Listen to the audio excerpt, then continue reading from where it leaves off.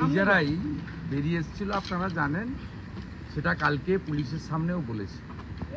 এদের আসার মূল উদ্দেশ্য হচ্ছে গত 11-12 তারিখের যে ঘটনা, 11 তারিখের খুন ইনার বাবা এবং দাদাকে, এরা প্রথমে পুলিশের কাছে 9 জনের নামে এফআইআর করে।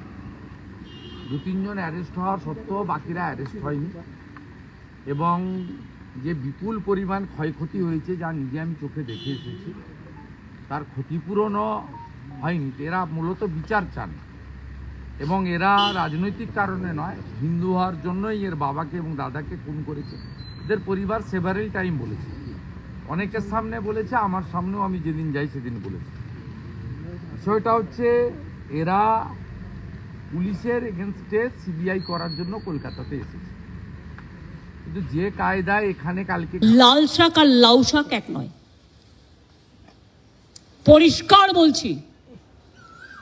আমি নয়, দুটো পরিবারের সাথে দেখা করে 10 লক্ষ টাকা করে আমাদের কমিটমেন্ট ছিল, হাতে তুলে দিয়ে আসতাম। তো আপনারা লুকিয়ে নিয়ে গেলেন কেন? এটা কিডন্যাপিং করে নিয়ে যাওয়া নয়, কাউকে নিয়ে যাওয়া।